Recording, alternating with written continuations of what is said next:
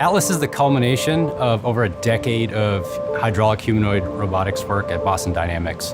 Atlas stands about 5 feet tall, weighs about 190 pounds. It's battery powered and hydraulically actuated with 28 degrees of freedom. It has RGB cameras and depth sensors, which provide input to its control system, and all of the computation required for control, perception, and estimation happens on board its 3 computers. At a practical level, it's a platform for us to do R&D on.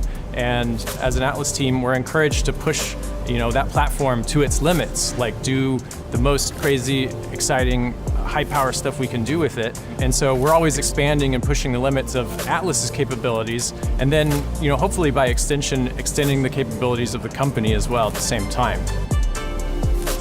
Parkour is a useful organizing activity for our team because it highlights several challenges that we believe to be important.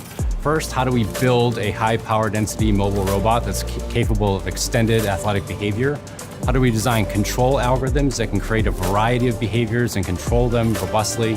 And how do we connect perception to action in a way that both captures long-term goals like getting from point A to point B and short-term dynamic goals like adjusting footsteps and applying corrective forces to maintain balance?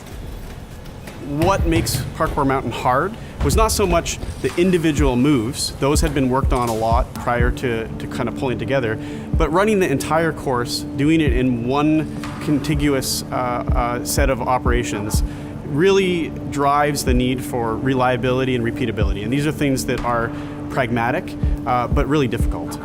And that's what the team really focused on. I think the biggest success is being able to show all of those exciting things pulled together and done repeatably and reliably.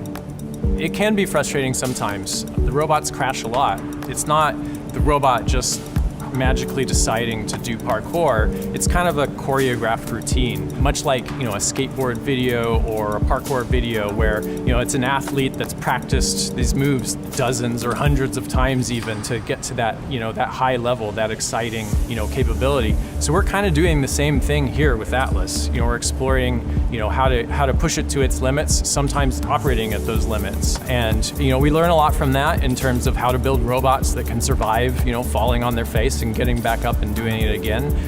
We also learn a lot about the behavior, the control, the thing that puts one foot in front of the other. These videos are a true team effort. First, of course, we have the software team who is responsible for creating all the behaviors and control software required to execute the behaviors reliably on the robot. We have a hardware team who's responsible for making strategic upgrades to our robots that enable things like extended dance and parkour routines. Our technicians debug and repair a variety of issues that can range from broken mechanical parts to hydraulic leakages to electrical failures. And our operations staff is responsible for building these environments and repairing them when robots crash through them and helping us run the many, many tests required to get this kind of a demonstration to a high degree of reliability.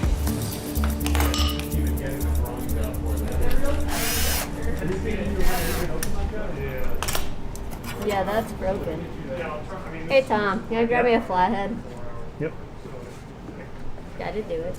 Our job is to get him back out on the floor and working again. Sometimes it looks disastrous and we're like, oh, we've seen this before and we can fix it so easily.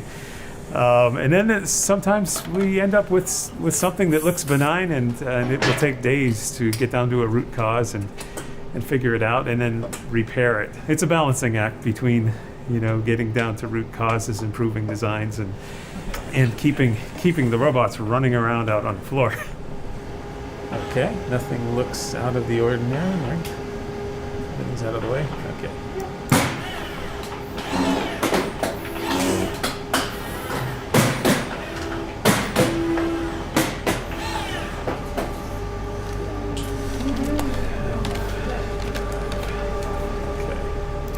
The most rewarding thing about my job is that I never have to work very hard to explain why I love it. I love working on robots.